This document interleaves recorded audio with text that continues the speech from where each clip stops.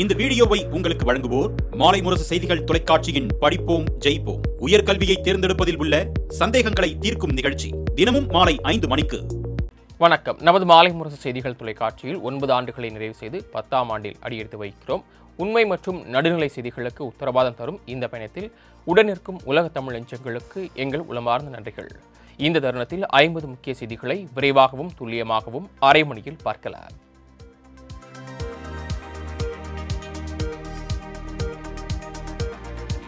சென்னையின் பல்வேறு பகுதிகளில் திடீரென வானிலை மாறி பரவலாக மழை பெய்ததால் மக்கள் மகிழ்ச்சி அடைந்தனர். சென்னையில் காலை முதலே வெப்பம் அதிகரித்து காணப்பட்டது. மதியம் 2 மணிக்கு பிறகு மேகமூட்டத்துடன் மழைக்கான அறிகுறிகள் தென்பட்ட நிலையில் பெரம்பூர், அம்பத்தூர், அண்ணாநகர், ஆவடி உள்ளிட்ட பகுதிகளில் திடீரென கனமழை பெய்தது. மேலும் தாம்பரம், குரோம்பேட்டை, பெருங்குளத்தூர் உள்ளிட்ட பகுதிகளிலும் கனமழை பெய்தது.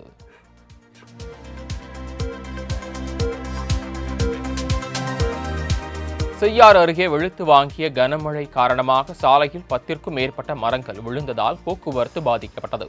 திருவண்ணாமலை மாவட்டம் செய்யாறு 1 மணி நேரத்திற்கு மேலாக பலத்த சூறைக்காற்றுடன் கூடிய கனமழை வெளுத்து வாங்கியது.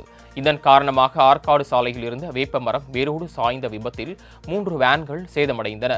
இதேபோல காஞ்சிபுரம் சாலையில் பல்வேறு இடங்களில் மரங்கள் முறிந்து விழுந்ததால் போக்குவரத்து பாதிக்கப்பட்டது.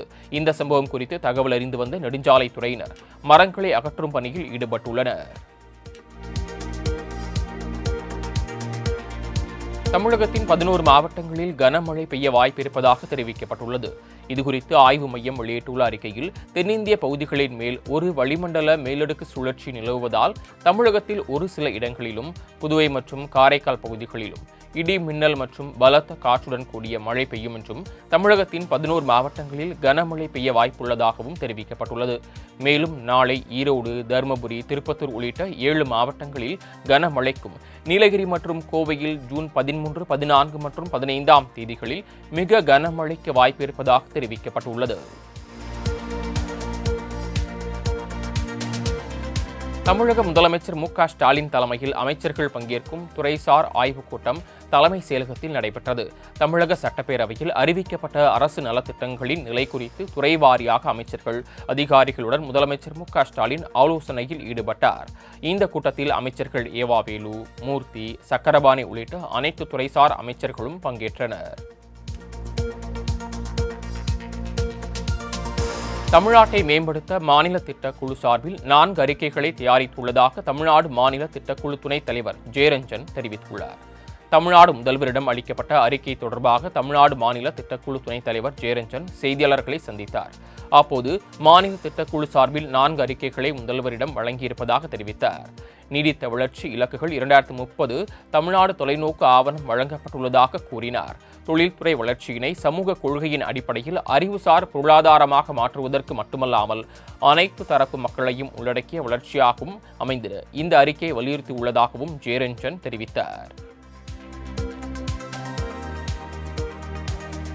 அமித்ஷா பேசியது அப்பட்டமான பொய், அருவருப்பான வஞ்சகம் மற்றும் பிளவு நோக்கம் கொண்ட சூதுரை என திமுக எம்பி ராசா தெரிவித்துள்ளார். சென்னையில் செய்தியாளர்களை சந்தித்த அவர், உள்துறை அமைச்சர் தனது பொறுப்பு மற்றும் கடமை பற்றியெல்லாம் கவலைப்படாமல் அவதூறுகளை அள்ளி வீசுவதாகவும் ஆதாரமற்ற குற்றச்சாட்டுகளை முன்வைப்பதாகவும் தெரிவித்தார். மதவாத பிரிவினை மற்றும் சட்டம் ஒழுங்கு பிரச்சனையை ஏற்படுத்தி அரசியல் ஆதாயத்தை அறுவடை செய்யும் அருவருப்பான உணர்ச்சிதான் அமித்ஷா பேச்சில் வெளிப்பட்டதாகவும் ராசா குற்றம் சாட்டினார். மேலும் கீழடி ஆய்வு ஏன் மீண்டும் மீண்டும் மறுக்கப்படுகிறது என்றும் அமித்ஷாவிற்கு கேள்வி எழுப்பியுள்ள ராசா, இல்லாத சரஸ்வதி நாகரிகத்திற்கு எதற்கு இவ்வளவு பணம் என்றும் வினவினார்.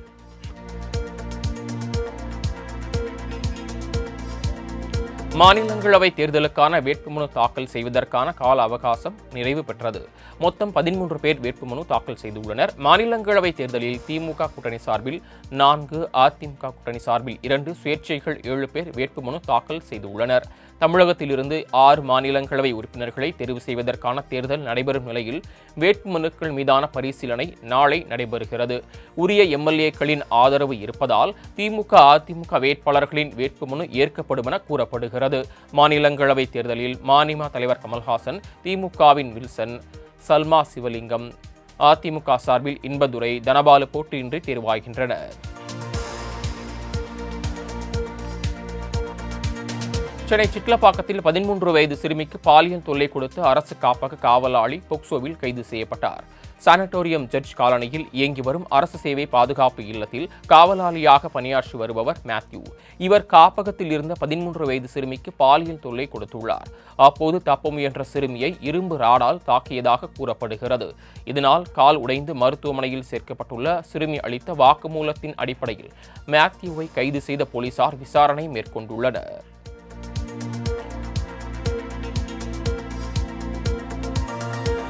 மாணவி பாலியல் வழக்கில் கைது செய்யப்பட்டுள்ள காவலாளி மீது கடும் சட்ட நடவடிக்கை எடுக்கப்பட வேண்டும் என எடப்பாடி பழனிசாமி வலியுறுத்தியுள்ளார். சென்னை தாம்பரம் அரசு சேவை இல்லத்தில் 8ஆம் வகுப்பு மாணவி ஒருவர் பாலியல் தொல்லைக்கு ஆளானதாக வரும் செய்தி அதிர்ச்சி அளிப்பதாக பழனிசாமி தெரிவித்துள்ளார். அரசு சேவை இல்லத்திலேயே மாணவிக்கு பாதுகாப்பு இல்லை என்பது இந்த திமுக அரசு முற்றிலும் செயலிழந்து நிற்பதையே உணர்த்துவதாக விமர்சித்த இபிஎஸ், அவுட் ஆஃப் கண்ட்ரோலாக இருக்கும் பாலியல் சார்களை எப்போது கண்ட்ரோல் செய்ய போகிறீர்கள் என கேள்வி எழுப்பியுள்ளார். அனைத்து பெண் குழந்தைகள் காப்பகங்களிலும் பெண் காவலாளி நியமிக்கப்படுவார்கள் என அமைச்சர் கீதா ஜீவன் தெரிவித்துள்ளார். சென்னை தாம்பரம் அருகே அரசு சேவை இல்லத்தில் உள்ள 13 வயது சிறுமிக்கு காவலாளி தொல்லை கொடுத்த சம்பவம் பரபரப்பை ஏற்படுத்தியுள்ளது. இந்த விவகாரம் குறித்து சென்னை சேப்பாக்கத்தில் சமூக நலத்துறை அமைச்சர் கீதா ஜீவன் செய்தியாளர்களை சந்தித்தார்.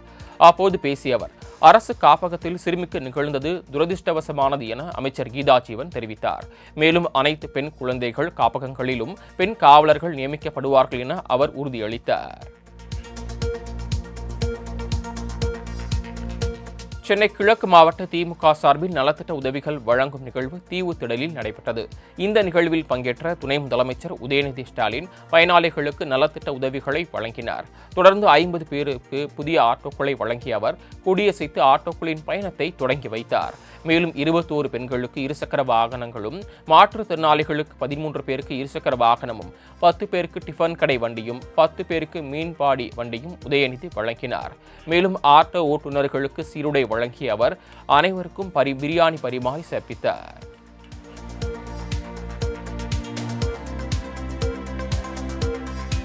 பாமக தொண்டர்கள் தன் பக்கம் உள்ளதாக கட்சி நிறுவனர் ராமதாஸ் தெரிவித்துள்ளார். இது தொடர்பாக அவர் சென்னையில் செய்தியாளர்களுக்கு அளித்த பேட்டியில், கட்சிக்கும் நாட்டுக்கும் நல்ல தீர்வு கிடைக்கும். 2026 தேர்தலில் பாஜகவுடன் கூட்டணியா என்ற கேள்விக்கு அதை தற்போது கூற முடியாது என அவர் பதில் தெரிவித்தார்.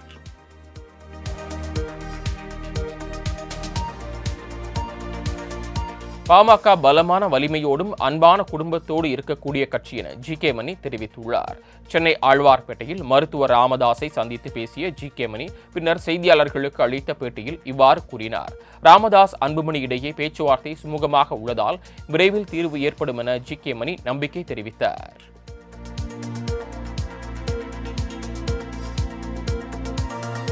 சட்டவிரோத பணப்பரிமாற்ற தடை சட்ட வழக்கில் முன்னாள் அமைச்சர் செந்தில் பாலாஜியின் சகோதரர் உட்பட 12 பேருக்கு கூடுதல் குற்றப்பத்திரிகை நகல்கள் வழங்கப்பட்டன. குற்றம் சாட்டப்பட்ட செந்தில் பாலாஜி சகோதரர் அசோக்குமார் உள்ளிட்ட அனைவரும் இன்று நீதிமன்றத்தில் நேரில் ஆஜராகினர். இதனையடுத்து அவர்களுக்கு குற்றப்பத்திரிகை நகல் வழங்கப்பட்டு வழக்கின் விசாரணை ஜூன் 23ஆம் தேதிக்கு ஒத்திவைக்கப்பட்டது. திருத்தணி அரசு மருத்துவமனை மக்கள் பயன்படுத்தும் வகையில் செயல்பட போவது எப்போது என சீமான் கேள்வி எழுப்பியுள்ளார். தரம் உயர்த்தப்பட்ட திருத்தணி அரசு மருத்துவமனையை மக்கள் பயன்படுத்தும் வகையில் இயங்கச் செய்யாமல் தமிழ்நாடு அரசு காலம் தாழ்த்தி வருவதற்கு சீமான் கடும் கண்டனம் தெரிவித்துள்ளார். மோசமான நிர்வாகத்தை வைத்துக் கொண்டு இந்தியா வியக்கும் திராவிட மாடல் உலகம் வியக்கும் 4 ஆண்டு சாதனை என்று திமுக அரசு பேசுவது வெட்கக்கேடானது என சீமான் விமர்சித்துள்ளார்.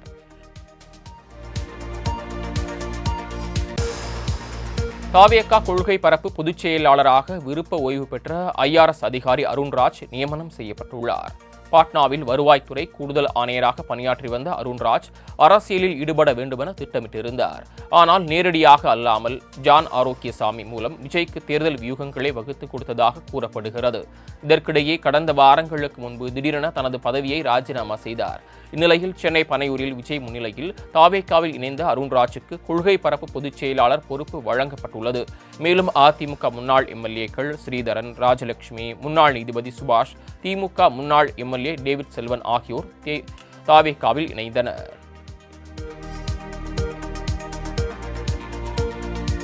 தாவேகாவில் மட்டும்தான் கொள்கை பிடிப்பு இருப்பதாக விருப்ப ஓய்வு பெற்ற IRS அருண்ராஜ் தெரிவித்துள்ளார். சென்னை பனையூரில் உள்ள தமிழக வெற்றிக் கழகத்தின் அலுவலகத்தில் அருண்ராஜ் தாவேகாவில் இணைந்த நிலையில் பின்னர் செய்தியாளர்களை சந்தித்து பேசினார். அப்போது ஜனநாயக நாட்டில் மக்களிடம்தான் உண்மையான அதிகாரம் இருப்பதாகவும் தாவேகாவில் மட்டும்தான் கொள்கை பிடிப்பு இருப்பதாக கூறினார்.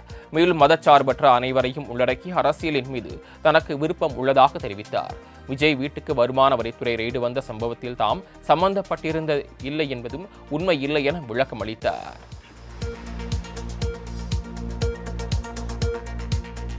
திருவண்ணாமலை அண்ணாமலையார் கோயிலில் பிரகாரத்தில் அசைவ உணவு சாப்பிட்டவரால் பரபரப்பு ஏற்பட்டது.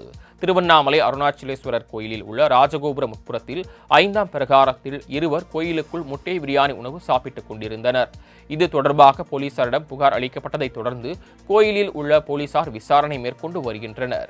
மேலும் கோயில் ஊழியர்கள் போலீசார் பாதுகாப்பு பணியில் இருக்கும்போது அசைவ உணவை எப்படி உள்ளே கொண்டு செல்லப்பட்டது என்ற கேள்வி பக்தர்கள் மத்தியில் எழுந்துள்ளது.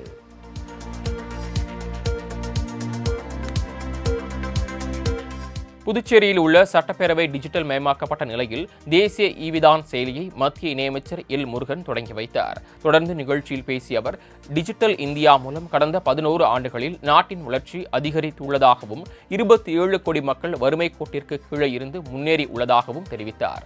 மேலும் சட்டமன்ற நிகழ்வுகளை மக்கள் தெரிந்து கொள்ளும் விதமாக ஈவிதான் செயலி செயல்படும் என தெரிவித்தார்.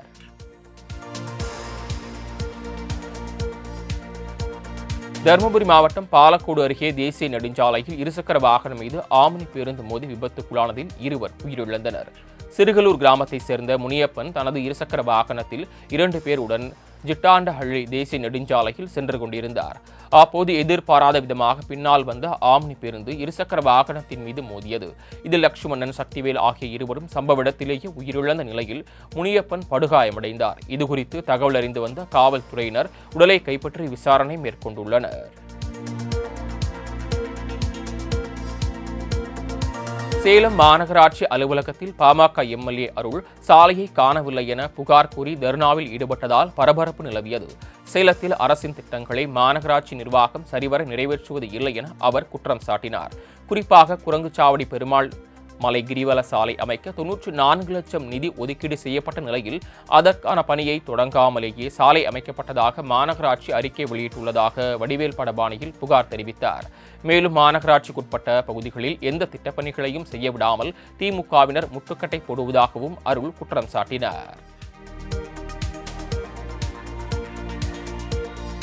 நெல்லை பாளையங்கோட்டை ரயில் நிலையத்தில் ஹிந்தி எழுத்து அளிக்கப்பட்ட விவகாரத்தில் 7 பேருக்கு 1 மாதம் சிறை தண்டனை விதிக்கப்பட்டுள்ளது.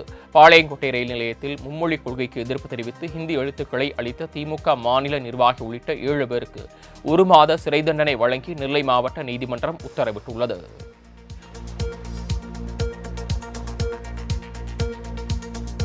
நான் முதல்வன் திட்டத்தின் மூலம் மாணவ மாணவியர்களுக்கு AI பயிற்சி வழங்கப்படுவதாக அழகப்பா பல்கலைக்கழகத்தின் துணைவேந்தர் ரவி தெரிவித்துள்ளார். சென்னை பரங்கிமலையில் நடைபெற்ற ரெமோ இன்டர்நேஷனல் கல்லூரியின் பட்டமளிப்பு விழாவில் பங்கேற்ற அவர் இவ்வாறு தெரிவித்தார்.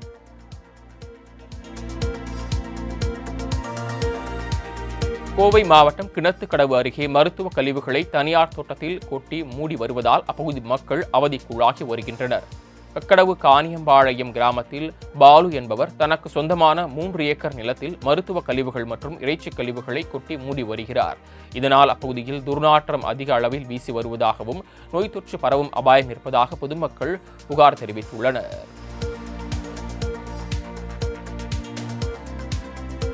திருவாரூர் மாவட்டம் கொரடாச்சேரி அருகே கோயில் திருவிழாவில் பட்டியலின மக்களை அனுமதிக்க வலியுறுத்தி கோயில் முன்பு 100க்கும் மேற்பட்டோர் காத்திருப்பு போராட்டத்தில் ஈடுபட்டனர்.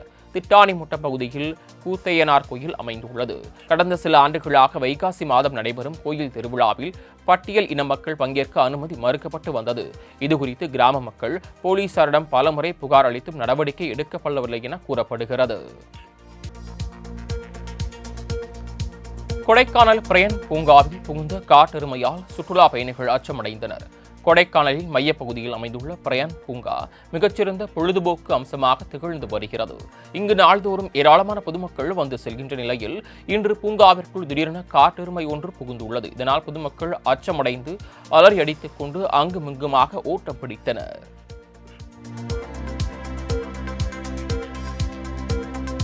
விருதுநகர் மாவட்டம் சாத்தூர் அருகே குப்பை தொட்டி வீடுதோறும் வழங்கும் நிகழ்ச்சியில் இலவச பொருட்களில் ஸ்டிக்கர் ஒட்டி அரசியல் செய்ய விரும்பவில்லை என மதிமுக எம்எல்ஏவின் பேச்சு சர்ச்சையை ஏற்படுத்தியுள்ளது. மேட்டமலையில் சுற்றுப்புறச் சூழலை தூய்மையாக வைத்திருக்க பச்சை நிற மற்றும் சிவப்பு நிற குப்பை தொட்டி வீடுதோறும் வழங்கும் நிகழ்ச்சி நடைபெற்ற போது அவர் இவ்வாறு தெரிவித்தார்.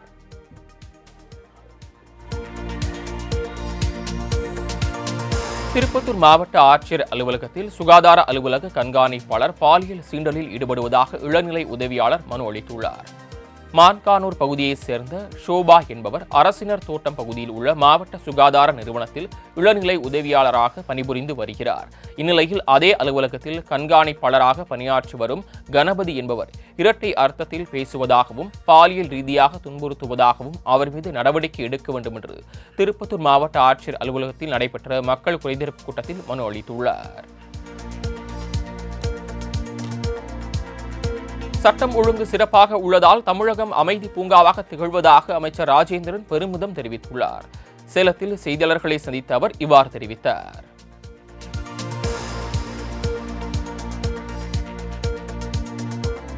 தமிழ்நாடு இளைஞர் காங்கிரஸ் கட்சியின் புதிய பொதுச் செயலாளராக வழக்கறிஞர் அலீம் அல்புகாரி தேர்வு செய்யப்பட்டுள்ளார்.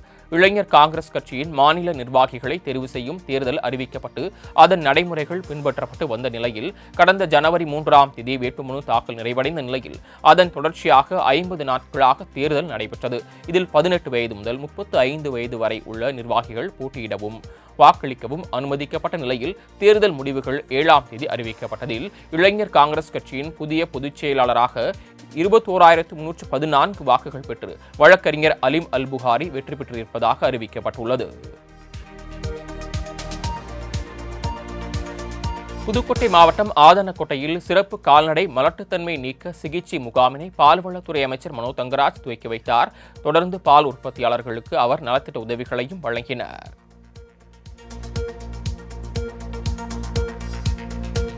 நாமக்கல் மாவட்டம் பரமத்திவேலூர் அருகே தோட்டத்து வீட்டில் தனியாக இருந்த மூதாட்டியை மர்ம நபர்கள் வெட்டி கொலை செய்த சம்பவத்தில் 4 தனிப்படைகள் அமைக்கப்பட்டுள்ளன. சித்தம்பூண்டி அருகே குளத்துப்பாளையத்தில் தோட்டத்து வீட்டில் தனியாக இருந்த மூதாட்டி சாமியாத்தாள் என்பவர் மர்ம நபர்களால் வெட்டி கொலை செய்யப்பட்ட சம்பவம் தொடர்பாக கொலையாளிகளை பிடிக்க பரமத்திவேலூர் டிஎஸ்பி சங்கீதா தலைமையில் 4 தனிப்படைகள் அமைக்கப்பட்டுள்ளன.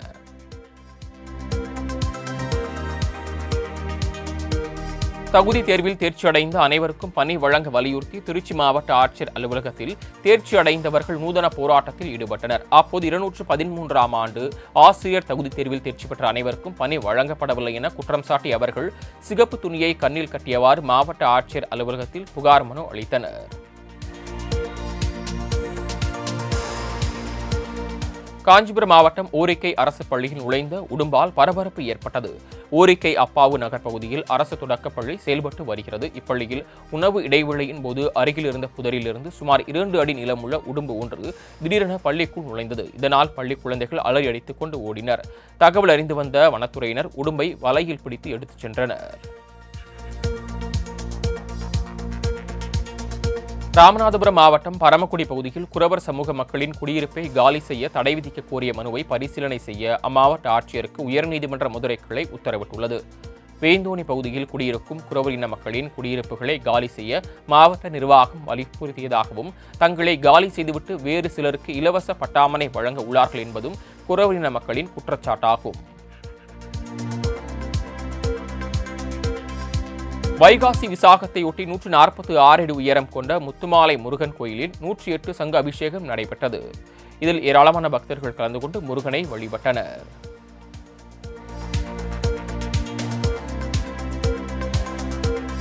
திருப்பூர் மாவட்டம் தாராபுரத்தில் சோயா எண்ணெயை ஏற்றி சென்ற லாரி மீது பொலிரோ வாகனம் மோதிய சிசிடிவி காட்சி வெளியாகியுள்ளது. தாராபுரத்திலிருந்து மகாராஷ்டிரா மாநிலத்திற்கு டேங்கர் லாரி ஒன்று 10,000 லிட்டர் கொள்ளளவு கொண்ட சோயா எண்ணெயை ஏற்றிச் சென்றபோது இந்த விபத்து நடைபெற்றிருப்பதாக கூறப்படுகிறது. தற்போது இது தொடர்பான சிசிடிவி காட்சிகள் வெளியாகியுள்ளது.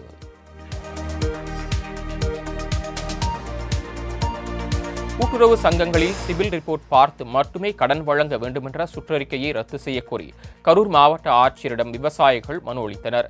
கரூர் மாவட்ட ஆட்சியர் அலுவலகத்தில் நடைபெற்ற மக்கள் குறைதீர்க்கும் முகாமில் தமிழக விவசாயிகள் பாதுகாப்பு சங்கத்தின் மாநில செயலாளர் தென்னிலை ராசா தலைமையில் விவசாயிகள் தங்கள் தோட்டத்தில் விளைந்த காய்கறிகளுடன் வந்து மாநில பதிவாளரின் சுற்றறிக்கையை ரத்து செய்ய வலியுறுத்தினர். திண்டுக்கல் மாவட்டம் கொடைரோடு அருகே தனியார் பள்ளியில் தலைமை ஆசிரியர் நியமனத்திற்கு எதிர்ப்பு தெரிவித்து பெற்றோர் போராட்டத்தில் ஈடுபட்டனர். அம்மாப்பட்டியில் செயல்பட்டு வரும் அரசு உதவி பெறும் கத்தோலிக்க திருச்சபை நடுநிலைப் பள்ளியில் தலைமை ஆசிரியர் கடந்த 30ஆம் தேதி ஓய்வு பெற்றதைத் தொடர்ந்து புதிதாக ஒருவர் பணியமர்த்தப்பட்டார். இதற்கு எதிர்ப்பு தெரிவித்த அப்பகுதி மக்கள் 12 ஆண்டுகளுக்கு மேல் பணியாற்றும் அருட்சகோதரியை தலைமை ஆசிரியர் பணி வழங்க வலியுறுத்தி பெற்றோர் முற்றுகையிட்டு போராட்டம் நடத்தினர். புதுக்கோட்டை மாவட்டம் அறந்தாங்கியில் அரசு பள்ளி மாணவர்களின் தேர்ச்சி விகிதம் குறைவானதால் ஆசிரியர்கள் 7 பேரை பணியிட மாற்றம் செய்து அரசு உத்தரவு பிறப்பித்துள்ளது. அறந்தாங்கி முன்மாதிரி அரசு மேல்நிலைப் பள்ளியில் பயின்ற 10 மற்றும் 12ஆம் வகுப்பு மாணவர்களின் தேர்ச்சி விகிதம் மிக குறைவாக இருந்த நிலையில் மதிப்பெண்கள் குறைந்த பாடத்தின் ஆசிரியர்கள் மீது உரிய நடவடிக்கை எடுக்க பெற்றோர்கள் கோரிக்கை விடுத்த நிலையில் இந்த நடவடிக்கை மேற்கொள்ளப்பட்டுள்ளது. வடபழனியில் அமைந்துள்ள முருகப்பெருமான் கோயில் 100 ஆண்டு பழமை வாய்ந்தது. வைகாசி விசாகம் முருகனுக்கு அர்ப்பணிக்கப்பட்ட மிகவும் புனிதமான நாளாக கருதப்படக்கூடிய நிலையில் சென்னை வடபழனி ஆண்டவர் கோயிலில் வைகாசி விசாக உற்சவத்தை முன்னிட்டு பொதுமக்கள் கூட்டம் அலைமோதியது. பொதுமக்கள் அரோகரா அரோகரா என கோஷமிட்டு வழிபட்டனர். ராஜ அலங்காரத்துடன் முருகனை காணும் பொழுது உடலும் உள்ளமும் சிலிர்த்து விட்டது என பக்தர்கள் நிகழ்ச்சியாக தெரிவித்தனர்.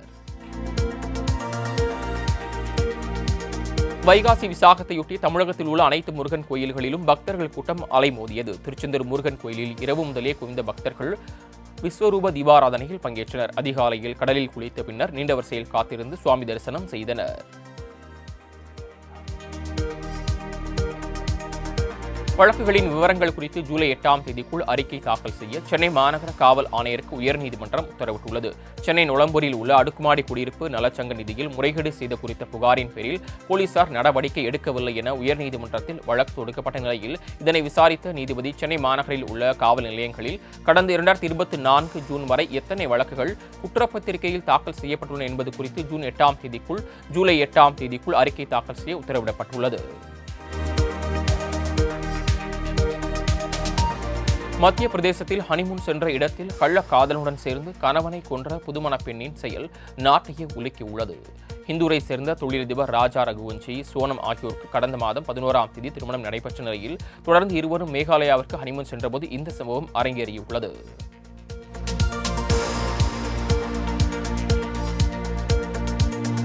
இஸ்ரேலின் அணுசக்தி கட்டமைப்புகள் குறித்த ரகசியங்கள் மற்றும் அவர்களின் எதிர்கால முக்கிய திட்டங்கள் குறித்த தகவலை ஈரான் உளவுத்துறை திருடியதாக தகவல் வெளியாகியுள்ளது. மேற்கு ஆசிய நாடான ஈரானில் அணு ஆற்றலுக்கு தேவையான யுரேனியம் அதிக அளவில் கிடைக்கிறது. இதை அழிவு சக்திக்காக பயன்படுத்த ஈரான் முயற்சித்து வருவதாக குற்றம் சாட்டப்படுகிறது. யுரேனியத்தை அணு ஆயுதமாக பயன்படுத்த அதை செறிவூட்டும் ஆராய்ச்சியில் ஈடுபட்டுள்ளது. ஆனால் இதுவரை அந்த முயற்சியில் ஈரானுக்கு வெற்றி கிடைக்கவில்லை என கூறப்படுகிறது. அமெரிக்காவின் லாஸ் ஏஞ்சல்ஸில் வெடித்த கலவரத்தால் புலம்பெயர்ந்தோர் மீது கடும் நடவடிக்கை எடுக்க அதிபர் ட்ரம்ப் உத்தரவிட்டுள்ளார். அமெரிக்காவின் லாஸ் ஏஞ்சல்ஸ் நகரில் சட்டவிரோதமாக குடியேறிய 44 பேர் கைது செய்யப்பட்டுள்ளனர். இதனால் அங்கு போராட்டம் வெடித்தது. இதுகுறித்து சமூக வலைதளங்களில் பதிவிட்டுள்ள அதிபர் ட்ரம்ப் கலவரங்களுக்கு முற்றுப்புள்ளி வைப்பதற்கு தேவையான அனைத்து நடவடிக்கைகளும் எடுக்கப்படுமாறு உத்தரவிடப்பட்டிருப்பதாக தெரிவித்துள்ளார். இந்திய வரலாற்றின் 105 நாணயங்கள் கடந்த 10 ஆண்டுகளில் தயாரித்து வெளியிட்டதாக மத்திய நிதியமைச்சர் நிர்மலா சீதாராமன் தெரிவித்துள்ளார். டெல்லியில் நடைபெற்ற நிகழ்ச்சியில் பேசிய அவர் இவ்வாறு தெரிவித்தார். கேரளா அருகே நடுக்கடலில் சரக்கு கப்பலில் ஏற்பட்ட பயங்கர தீ விபத்தில் 18 பேர் பத்திரமாக மீட்கப்பட்டனர். சிங்கப்பூரை சேர்ந்த சரக்கு கப்பல் MV வான் ஹை கடந்த 7ஆம் தேதி இலங்கையின் கொழும்பு துறைமுகத்திலிருந்து கிளம்பியது. இந்த நிலையில் கேரள மாநிலத்தில் விபத்து ஏற்பட்ட நிலையில் பத்திரமாக 17 பேர் மீட்கப்பட்டனர்.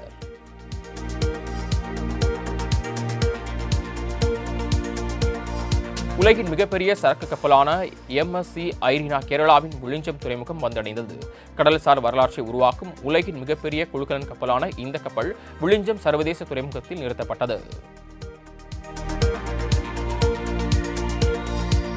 சென்னையில் நடைபெற்ற இசையமைப்பாளர் AR ரஹ்மானின் மறக்குமா நெஞ்சம் இசை நிகழ்ச்சியில் நஷ்டமடைந்த நபருக்கு ரூபாய் 50,000 இழப்பீடு வழங்க சென்னை மாவட்ட வடக்கு மாவட்ட நுகர்வோர் குறைதீர் ஆணையம் உத்தரவிட்டுள்ளது. கடந்த 2023ஆம் ஆண்டு செப்டம்பரில் திட்டமிடப்பட்ட மறக்குமா நெஞ்சம் நிகழ்ச்சி ஆகஸ்டில் நடத்தப்பட்டது. இந்த நிகழ்ச்சி குறித்து உரிய அறிவிப்பு வழங்கவில்லை எனவும் போக்குவரத்து நெரிசல் காரணமாக நிகழ்ச்சியை சரியாக பார்த்து ரசிக்க முடியவில்லை எனவும் அர்ஜுன் என்பவர் புகார் மனு அளித்திருந்தார். புகாரை விசாரித்த ஆணையம் இசை நிகழ்ச்சிக்கு ஏற்பாடு செய்த ACTC நிறுவனம் இழப்பீடு தொகையுடன் வழக்கு செலவையும் சேர்த்து 55,000 ரூபாயையும் 2 மாதங்களில் அர்ஜுனுக்கு வழங்க உத்தரவிட்டது.